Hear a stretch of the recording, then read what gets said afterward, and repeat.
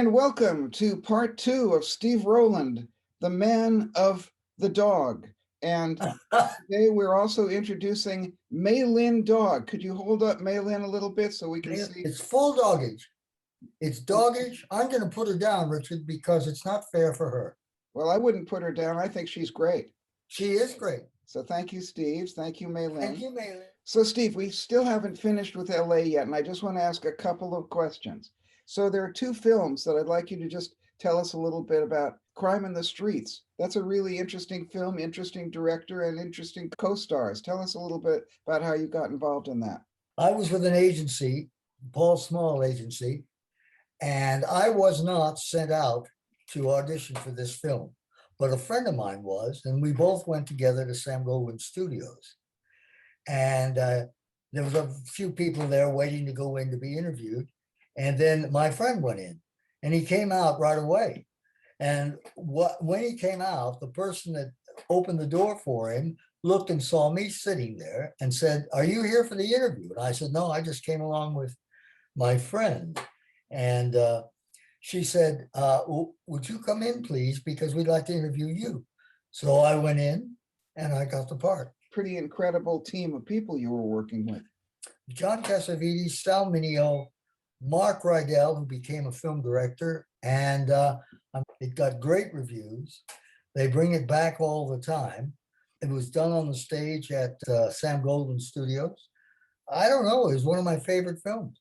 What was Cassavetes actually like as a guy to work with? Well, John Cassavetes was a great guy, a very intellectual guy, and very easy to talk to. And of course, then when I moved to London, he was there, and I had some time with him.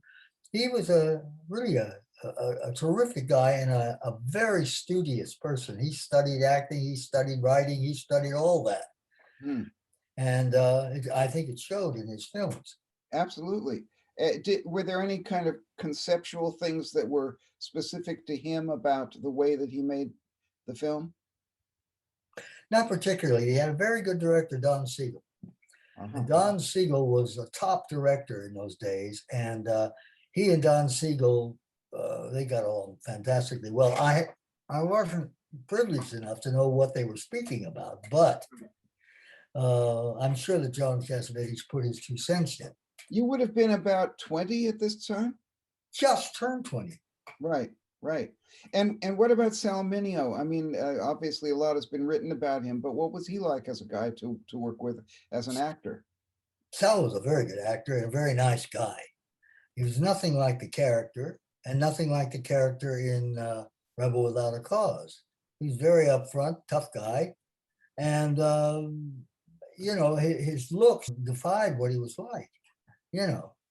Right, because he always played a kind of a weak kind of character. He was anything but that. Being an actor is not easy. Everybody thinks it's easy. Everybody thinks, oh, you guys, you know. It's not. It's a lot of work, especially mental work. If you're going to be a good actor, if you're going to listen, because acting is listening and reacting, not acting. Sure. So they were great at that. Well, after that experience, you then did this film Gun Glory, which you've told me you had some interesting experiences on. My father directed that film, and he auditioned everybody but me. And I had a friend at the time by the name of John Ashley. John Ashley was a very wealthy kid that came from Oklahoma Oil.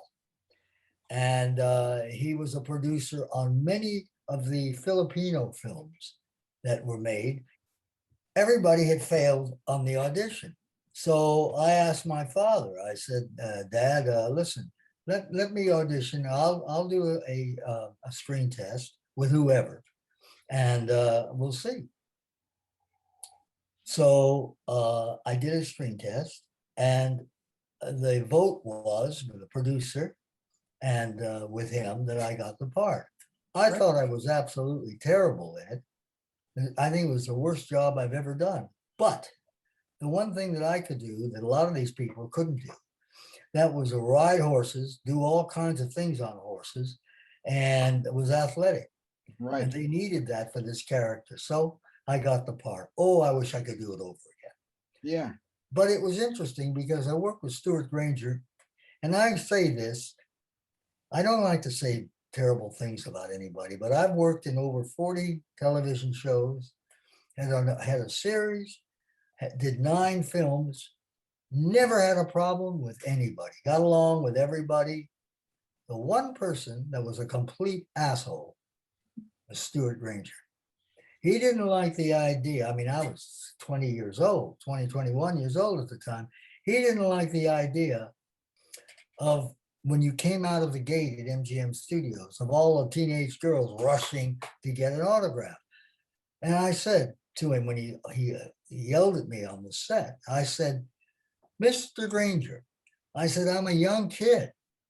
These girls are young kids. First thing they're going to do is they're going to come after whoever the young person is in the film. I said, I've done so many fan magazine interviews and everything. They knew who I was. Oh, he didn't like it. He didn't like the fact that I played rock and roll music in my dressing room. He didn't like any of that. And finally, at the very end of the day, we were up in Garberville, California, which is up near Eureka. We were late getting on the plane, and they were waiting for us to get on the plane, just he and I. And when we got on the plane, he said, Steve held it up. I said, no, I didn't. We both held it up because you were absolutely tearing into me about every wrong thing you thought I did on the film. Possibly some of it was right if you want to know the truth. But he was that kind of a guy. And I am not the only person that says that about him. He was a good actor, good looking guy, was really athletic. But But as isn't, a person, would you say, I mean, after all, he was older. What was he at the time? Probably about 50? I'm not sure, but he was in his mid to late 40s. But I didn't like Exactly. the way he treated his wife. Yeah. But I Uh, mean, he sounds like the kind of guy who was just jealous of everybody and lamenting his lost youth. And he sees this young, good-looking guy, certainly with muscles, and he thinks, well, why is he getting all the attention? well, he was an arrogant guy, very, very arrogant and very much a narcissist. Right. And when you deal with people like that, I wish I knew then what I know now about how to deal with people like that. But none of us ever do when we're young. No, but it's Jean Simmons was his wife. She right. was gorgeous and a lovely lady, lovely. And he treated her, man. I would never do things like that. You have to respect women. And he, come here, do this. Bah. Well, that's all I'm going to say about it. And, But he and, did and a very good job. well, let's talk a little bit about your female co-star. Yes, Oh, you're talking. You're talking about Rhonda Fleming. that's who I'm talking about. Boy, was she a lovely person. Rhonda Fleming. I saw her when I moved to Palm Springs. I saw her down here, and she was in her 80s, and she looked almost as good as she did when we made the film. She was very easy to work with and really, really a nice person, and helped me a lot. Instead of being critical, she motivated me. She was a lovely person. And how did you handle the love scenes? Well, there was only one, Richard, unfortunately, only one. Yeah. And I handled it. Let's put it that way. No, but I I mean, handled it. did you talk about what you were going to do beforehand? Obviously, you probably rehearsed it, and after all, it's the young guy who's in love with the uh, older hot woman. How did you discuss it with Well, her? what the story was. A father leaves when I'm very young, which is Stuart Granger, and my mother dies. And I'm very lonely. And I'm there taking care of the ranch at 16 years old. And into our lives comes this woman who takes up with Stuart Granger. And she's so nice to me. This is in the film. And I get smitten, get a crush. And we're talking in a scene about a couple of things, and I just reach over and kiss her. And then I'm upset about it and embarrassed about it. That was the extent Yeah, of and I it. thought I must say I thought you did that brilliantly, and I thought that was the best scene in the film because you could see that you it was impulsive and then you were embarrassed by it. The embarrassed part is harder to act, and I think you did that really well without complimenting you too much, which I can't do. I shouldn't Please do. don't. You know me, Richard. I Okay. don't talk very much about me. So let's move on now. How did you get the gig to do Battle of the Bulge? Oh, well, I was living in Spain. I went to Spain in May of 63. Okay, tell me why you went to Spain. I just got fed up with a lot of the bullshit here in Hollywood. And it was getting more and more difficult to get roles, the kind of roles that I wanted. And I'd had that series. Well, it wasn't my series, it was Hugh O'Brien's series, but I had a running part in The Legend of Wyatt Earp. And you know how things change, people start looking for different things, different types of stories and stuff. And I wasn't getting the parts that I wanted. And I thought, well, I'm going over to Spain because they were making all kinds of films over there, and I was bound to get into something. So I went over there, and the very first film that I got into, funnily enough, was Gunfighters of Casa Grande, which was a Spanish cowboy film. Mm-hmm. And I had a leading part in that. And from that, the director, and I think it was the director producer, saw me, saw some rushes, which are what they show you after. Rushes are when, for those that don't know, rushes are when at the end of the day, they go into a screening room and they show bits of what was taken that day. And evidently somebody saw it, and they called me in for a part in a Thin Red Line with Keir Delay, Jack Warden, which I got. And it was a good part. And then when Warner Brothers brought Battle of the Bulge over, they were looking for American actors, and everybody had to audition. I auditioned, and I got the part. And it turned out pretty well. It was the first time that I played a part where it was sort of comedy. I was sort of the comedy person in it, Yes. because I was playing a naive young person saying stupid things. Yeah. Which kind of hang with me, I say stupid things all the time. You were the sidekick to Telly Savalas, who was supposed to be the tough older guy, and you were kind of hey, you guys kind of guy. Exactly. And he was always annoyed with me, always annoyed. I mean, in the film. Yeah. So everything, there was one scene where we come to a stop in the tank. I was a tank driver. We come to a stop, and everybody gets out of the tank, and I jump out of the tank last. And I went, oh boy, are we going to see some Germans? And he looks at me, and it was just one of those kind of parts. Telly was great. He's a real good networker. He would go around to everybody, and tell his stories, and he was a funny guy. And I got along great with him. The person I really got along with in that film was Charlie Bronson. Yeah. He and I got to be very friendly, and he came over to London when I was there and visited me. He was, can I just interject something very funny? Oh, sure, yeah. I was staying with a guy by the name of Jericho Brown, who I knew in Hollywood, a great big 6'6" singer, very good singer. And he was trying to be an actor, and we were living in this one room with a kitchen off to the side apartment off of Sloane Avenue in Chelsea. And Charlie came to visit me. And when he came upstairs to the room, and he sat down on the chair, and we were all talking, and Jericho was there. And Jericho, trying to get in with him, said, "Hey, Chuck." This is how he said, "Hey, Chuck, I know lots of birds around here. How about if we all..." And Bronson said, "Hey, you, whatever your name is, don't call me Chuck. And I don't need you to fix me up with a girl. Anyway, I'm married, so fuck off." I'll never forget that guy. The 6'6" guy kind of shrunk into himself.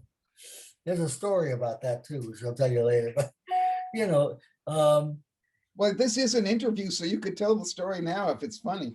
After I left Spain and we moved to London, I moved there because I wanted to get into the record business. Everybody was talking about, band, groups being formed and people making hit records. And I thought, hey, I can do that. Because I'd sung with a group in Spain called Los Flaps, and we had a couple of chart records. And I thought, well, if I can do it in Spain, I can do it in London. So I came to London, came in, didn't do anything particular. And one day the doorbell rings and it's the home office at the door. And they said to me, "Hey, Steve Rowland?" I said, "Yes." They said, "Your passport is overdue. You're going to have to leave the country and you're going to have to leave it within 48 hours. So I left the country, had to leave, went back to Barcelona where I was staying with my father. And it was luck. I was lucky because I had gone out with a girl in London that had connections. I didn't know this, but she was a nice girl. And she and I got along very well. And I called her when I was in Bar. I said, "They've deported me from London. I want to come back, blah, blah, blah, blah, blah." Because I had met Jack Baverstock, who was the head of Fontana Records. And he was very interested in signing me as a recording artist. Great. Here I am back in Barcelona. So she went and talked to him and probably some of her connections. And they brought me in on a work permit. Jack Baverstock said, "We are going to use Steve Rowland as a record producer because he's American. And anything that he produces, we can release easily in the States." That was the point. That was The the home office excuse. went for it, but they said, "We are going to check in the next 6 months. And if he hasn't made any records, he's going right back to Barcelona." Well, the very first record I made was Hold Tight with Dave D. Dozy, Beaky, Mickey Titch, and it was a silver record. It sold 250,000 copies, so I was in. You continued to make 12 more top 5 records with them. Well, that's true, but I have to give a lot of credit to Howard and Blakely, who were the writers and the managers of the group, because they wrote great songs. Yes. And they were all, my way of producing was like directing a film. First act, second act, third act.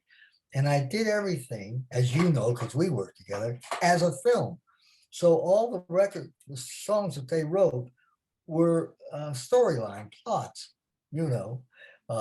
Legend of Xanadu, #1, Last Night in Soho. All these were stories. Yes. So they worked for a while. And then Dave D decided that he didn't want to do those kind of records anymore, that they wanted to do their kind of records. And so we broke up. Yeah. But I mean, let's face it, they were writing those story songs, weren't they? They were, but Dave D and the band didn't like it after a while. They wanted to do their stuff. They wanted to be cred. Yeah. And you can't be cred unless you are cred. And never had another hit. Yeah, they never did anyway. But I'm glad you've told people how you conceptualize your productions. But I remember when we did Starship Trooper, you actually had a storyboard made of the entire thing, which of course they used some of that for the video, and which of course was in its infancy in those days. But you've always thought visually, and you've always had the idea from the very beginning, as you can see from Hold Tight and Xanadu, of using sound effects as one of your production sort of. Well, it was just coming in then, Richard. If you remember, they were just starting to use the Atari and bring in sound effects and things like that. And don't you remember, we made up our own. Remember and we talked about it because you, coming from Hollywood like I did, you knew what I was talking about. You were one of the only ones. Yeah. And we used to talk about it. Well, I mean, I love that idea because then you had a clear direction, which was excitement, events. The whole thing was to produce events on the record. Well, that's it. And certainly Legend of Xanadu with the whip, that I had to make that. Today you just use a plug-in, Yeah, I know. I felt the end of that, but Richard, come on, you got to tell that story when you were when I brought you over to Hansa and Peter Peter was looking for a country singer to sing this song. I forget the name of the song. Tell a story, because you tell it so. Well, yeah, the head of Hansa Records was Peter Meisel. Peter Meisel, who was a German guy, very, very nice guy, but very opinionated, let's say. And he had this country song who found the song? Did he find the song? He found it. Yeah, I think it was something that Paul Simon had written or something like that. I don't remember what the song was, but he I don't he either. was trying to find somebody to sing it, and they auditioned a lot of people. And I said, wait a minute, Steve would be the perfect guy to do this. And I believe, Steve, you told me, no, you can't do that. He'll never accept that. He'll never. Uh-huh. And so I said, okay, let's do it anyway, but let's have you sing it, but we'll call you a different name. Now, I don't remember the name we I chose, don't either. but it was very funny. It was something like, Hutch Chuckinson or something like that. It was some weird name we'd picked, some very country sounding name. And so we recorded it. We went in the studio and did the recording. And I took it back to Peter Meisel, and he said, "Yes, this is what we want. This is it. This is." And I said, "That's great. That's great." And he says, "You must find this singer. He's brilliant. He's wonderful." And I said, "Okay." Now, was it you who told him or me who told him? I told him much later on, because Yeah. you went back and you said, the singer is not here, he's left town or something like that. Yeah, I was 'Cause I trying to said, get away with it. And well, I said, Richard, I can't say it's me. I'm not supposed to be singing stuff for him. yes, and we should explain to the audience also that Steve was working as A&R. That was his job. He was A&R and a house producer. So in Peter Meisel's opinion, he could not be allowed to be an artist and a singer. And the funny thing was that we finally had to tell him, because he was going to release the record. And I said, well, actually, Peter, it was actually Steve who sung that. And he said, what? And then he had to cover himself. So he says, "Oh, of course, I knew. I was just joking. Of course, we can't release it, and I didn't really like it very much. But I was just joking. I was playing along. I knew it was Steve all along." Well, of course, he didn't. But we're getting ahead of ourselves in a way, because I want to get back to your production career. So we've done Dave D, Dozy, Beaky, Mick, and Titch. And But then after that, you then did some other things. For instance, there was a group called The Herd who you discovered. yeah, the Herd I did before Dave D. The Herd was the first group that I did. They had Gary Taylor was singing, and so was, what's his name, the keyboard player. They were doing very kind of cutesy type, alternative songs. And I put them with Howard and Blakely. And Howard and Blakely wrote them songs. And the very first one they wrote, which was a big hit, was called From the Underworld. Right. Morpheus Descending, the same story. And that was a big hit. And we used an orchestra. And it was very funny with that group. In those days, I don't know whether it's like this today, but then you had to be cred, man. If you weren't cred, you couldn't talk to anybody. The papers would put you down and all that. Oh, he's nothing but pop. So they wanted to be cred, and they didn't like those stories. They didn't like those kind of records. So the second record we did was a striptease type number, and that was a hit. Right. And then we did the big hit, which was I Don't Want Our Loving to Die, which I got Peter Frampton to sing. And there was a fight to get him to sing that.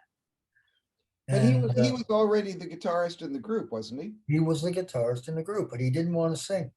Yeah. But he was 15 years old at the time, and he was a terrific guitarist. Yeah. Terrific, as is proven. He's still going. Yeah.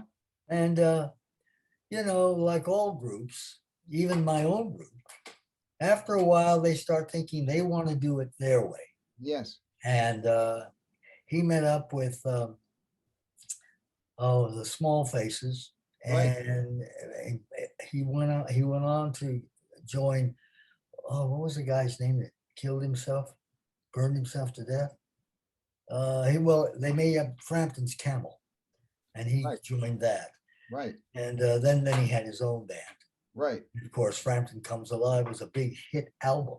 When you told me about it before, you said that you had always seen him as being very talented, but the rest of the group thought, they were the stars and didn't want this young kid to be the star. Is that the sort of way you were? Well, in a way, I mean, whenever you went into mixing, and you know this from your own experiences, every member of the group wanted their instrument up loud.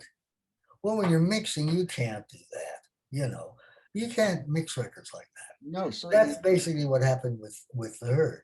Which is And why then, in later days you refused to allow the artist to come into the studio. that's right, because the only person that would allow to come in the studio was the vocalist.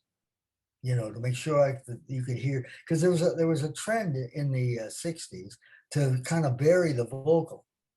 If you remember, it was always kind of you bury the vocal a bit like the rest of the group. Well, I remember when I was working with Cat Stevens around, well, the late 70s. And one of the things he told me, which I always remembered, was he said, make the vocal so that you have to lean in a little bit to hear it, not Exactly. do this. But he said it's a very delicate balance. So if you make them lean in too much, it's too much hard work. It should be something that they want more of. Always leave them wanting more, just like the movies, just like vaudeville. Always leave them wanting more. So Exactly right. yeah, and Exactly right. yeah, And I would fight with these people in the studio. My thing was to play it as loud as you can on the monitors and then put it down through a radio, the way I had on the desk. sure, And if you could hear it as clearly both places, yeah. and you were doing well. Now Well, in those days, were you working 4-track, 8-track? What was started 4-track, right? but I will say this, Richard, and I got a very good compliment from the people at Billboard for this. When I made that album, Coming from Reality, with Rodriguez, I made sure that you could hear every syllable of him, because the most important thing was his songs and him, not the backing. Sure. And they mentioned that. There's this guy that came and, to the premieres and everything. He cornered me and he said, I love the way you produced that album, because I could hear everything that Rodriguez was singing and what he was talking about. And it was as though he was in the room with me. And I said, well, I tried really, really hard to get that effect for the artist's sake. What is he selling? He's selling his work, his writing. Yes. And the backing may be good, but the backing is secondary to the song and to the artist. Indeed. Indeed. Now, in those days, in the 60s, you had a pretty illustrious set of session musicians working with you. All the guys from the big bands. I made an album called the London Sessions album with Jerry Lee Lewis. And the idea was to use all the name artists from the other band. For your normal session work, though, you had guys who later formed a fairly big group, which was called Led Zeppelin. That's one of the reasons why your tracks always sounded great, because you had incredible guys doing it. And I used to tell them what I was just saying to you about the taste. I made sure that the drums were tuned to the key of G. I made sure that everything was in tune. A lot of guys, they don't really get things in tune. And it made the record sound better. If you do a record and something in there is out of tune, man, you hear it, because they always did great things. They spent as much time as they needed to, as I needed them to. So now, after all of these wonderful experiences producing other people, I want you to tell me about, that's why we started with Mei Lin in this thing. I want to hear about the family dog. Well, the family dog was something I'd always wanted to do, because I loved Fifth Dimension, and I loved all those groups, and I love Mamas and Papas, and I thought, well, what? There's none in England. Let's see if we can put one together. So I was very friendly with Albert Hammond, Mike Hazelwood, God rest his soul, and the idea was to have 3 of us and a couple of girls. Way of Life, of course, was a big hit, number 2. We did pretty well. With the group alone, we cut 24 tracks. And when I took it on solo and still called it Steve Rowland and the Family Dog, all in all, we cut 42 tracks. Right. and they've released them now. Cherry Red Records. Yeah, but my favorite track of all the ones that you did, of course, is Sympathy, which you did a fantastic vocal on. And again, I think you sung that song very much as an actor. Who wrote that song, Sympathy? Sympathy was written by a group called Rare Bird. They did a great record of it, really a great record. They were just ordinary looking guys. And in our group, we had these glamorous girls and all that. And I think that's probably why. Yeah, the glamorous girls, by the way, were always changing, weren't they? I'll tell you why they were changing. They were changing because either fathers or brothers or sisters or boyfriends used to make demands. They wanted them to sing the lead. They wanted them to do this and that. And then they would give you an ultimatum. Either that happens or they're out of the group. So I said, fine, goodbye. And I would get another girl. There was all kinds of very good singers around, as you know, Yeah. that are more than happy to do that. A lot of people talk about the 60s in London. A lot of people worship it as being some golden magical period where there was nothing but peace, love, and brown rice, plenty of marijuana and sex.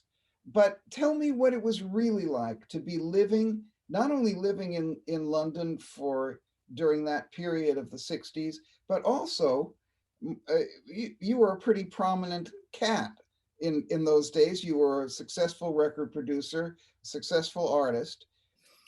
London was the spot in the universe.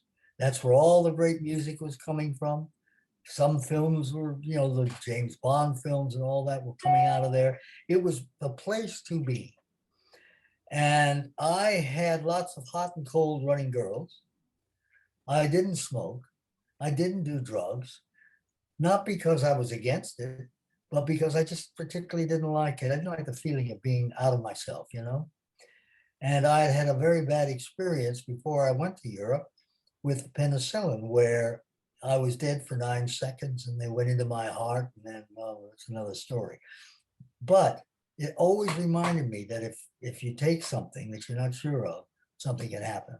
Kind of silly, but that's Yeah. why I didn't. No. So I missed out on a lot of those wild parties. And the ones that I went to, when it got too wild, I was out of it because I was considered, no, man, he doesn't know anything. He's not in with us. So you were actually ostracized by people who were smoking dope and taking other things. Well, there was a couple of reasons. Number one, I was making pop records, which was considered nothing. Number two, I was American. And there was kind of a tension about being American and being British. And number three, I wasn't credible, if you know what I mean. They wanted cred. So that's why. But as you know, Richard, we had a lot of fun. We did a lot of things. And there was lots of interesting things to do in England. I got involved in motocross. I got involved in kart racing, which I love doing. And so and I was in the gym all the time. So, and even, when I got you in the gym, I used to say, what are you doing, Richard? And you used to say, I don't want to be tortured. Yeah. Well, but that's interesting that it was, you were obviously going to be a fish out of water wherever you went because I still am. Because you came from a unique background of a film artistic background. You'd already, by the time you hit London, you had already done films, TV shows. You had already been in successful groups, like in Spain, Los Flaps, which I won't even discuss the name of that group, but we'll go on. And so you'd already done those things. So most people, I think, in the 60s, they were wannabes, or they were already kind of current stars, but you were the guy in the middle because you already knew what it was like to be working with top people, top musicians, top actors. You already knew that. So you were somewhat different from the ordinary person of the 60s in London. I didn't go to parties if I could help it. when I got into the dance time, when everybody was making dance records, I had to go to these clubs and stay up until 1:30, 2 o'clock in the morning, and I hated it. You even ran one of the clubs, if I And I remember. did the Valbon. The Valbon, yes. Yeah. Yeah, and put on acts. Well, Yeah. talking about yourself on this show, of course, is going to make you a superstar because everybody knows that Radio Richard is the way to start for Absolutely. everyone. Radio Richard, you were doing some of this in England. You should have been doing a television. The absolute funniest thing that's ever happened in your career, the funniest story that you have of your career. Oh, Richard, I was ducking that one. Well, I will start by saying we in Ljubljana, Yugoslavia at the time, we did a concert, and the concert included the group Family Dog, which is my group. It included the Marmalade, and we went to a stadium, and there was about 10,000 people or so there, and we did the concert was very, very successful. And so we were very happy at the end of it, and we went back to the hotel. Now, let me explain the hotel. The hotel was built like a hexagon, and they had windows. I think it had about 6 or 8 floors, and it went, all the sides had windows from the floor to the ceiling, great big windows. And they had a balcony. Each room had a balcony. So we were residents in that hotel. Now, mind you, this was back in when was this? 70 something, 73 or 4, somewhere, something like that. We went there, we were getting drunk in the mezzanine, which was on the second floor. And by drunk, I drink one drink and I'm out of it. I noticed Everybody that. everybody else was drinking. We were pretty pissed. Yeah. And the road manager, who I will leave nameless, got very pissed, and he left us and went upstairs. And he went out on the balcony, and we're sitting in the bar area, and he put his ass over the edge of the balcony and took a shit. And the shit went against the window in the bar and then slid down like that. Then he went out in the hallway later on, took another shit and put a cocktail flag in it. So, yeah, it was funny at the time. It's embarrassing, even me telling it, because I laughed like a drain, man. I tell you, I died when I saw that. Yeah. Well, I mean, there were some funny things that happened when we were doing Starship Trooper. Okay, we did a record called I Lost My Heart to a Starship Trooper with Sarah Brightman, who I brought to Hansa as the savior of the track. We had a full string section and a brass section on the record. And there was one trumpet player who will remain nameless, I guess, but he was very alcoholic. And he actually showed up at the studio drunk. So I'm out there conducting the thing. And meanwhile, I can't hear it because I'm in the studio conducting. You're down on the floor. But the trumpet, yeah, but Steve's in the studio and he can hear every single thing. And the trumpet player, under his breath, said something like, Steve, you heard it. Well, he was putting Richard down. He was saying, look at this weasel writing this shit. It's crap, something like that. Yeah, something like that. And so I told Richard. Well, not only that, though, Steve put his finger on the talkback so that everybody could hear it. And I let the guy have it. I said, you don't like it, fuck off. You know. Because you had already said to him, if you can't talk to my arranger like that. No, I was really pissed off because no matter who the arranger was, and it didn't matter that we were friends. It was a thing of respect. You don't say stuff like that. No, and it was unprofessional. It's like these people that do things off camera and they find out that they've got an open mic somewhere. And the interesting thing is that's the very same trumpet player I ran into years later when I was doing a session for the BBC. I did the BBC Big Band. He was the lead trumpet player of the section. And he was drunk again. And he was saying stuff. I mean, I could hear him then because I was standing very close to the band. And he said, "Ah, this is a load of shit. I'm not going to do this bloody thing. And who do you think you are? Who is this? You know." And I actually threw him out of the session. And he said, and all the musicians said, "Oh, you can't do that. You can't Push. do that." You know. And Well, I the said, trouble "Look, I is can't people, watch. Please leave the studio." And I well, got, people don't stand up, Richard. People have to stand up. It's what's wrong is wrong. You yeah. don't do stuff like that. Not And if you're a this professional. story may not be interesting to the public as it certainly was to us, but again, I did a television show years later with a very, very fine uh, saxophone player, brilliant saxophone player, and I had booked him and my big band, Bandzilla, for the entire show. It was the Ruby Wax show, and this guy, for the very first TV program. This is 10 weeks of TV. It's the greatest gig in the world for any musician. And of course, the first the first day they wanted to do a rehearse, record, rehearse, you know. So this guy didn't show up for the rehearsal.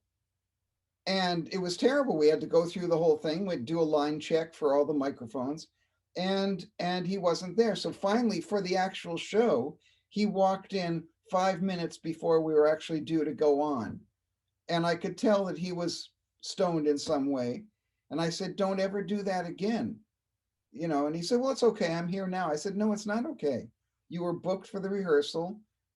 So the next show, he didn't show up again for the rehearsal. So I immediately got on the phone and called a guy who I had never used before, but was very highly recommended to me, a fantastic saxophone player called Snake Davis, who you can also see another interview with on Radio Richard.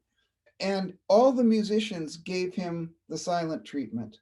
All the musicians gave him the cold shoulder and other expressions. And they wouldn't talk to him at all. So on the on the actual show, they used to do a thing where they wanted us to warm up the audience.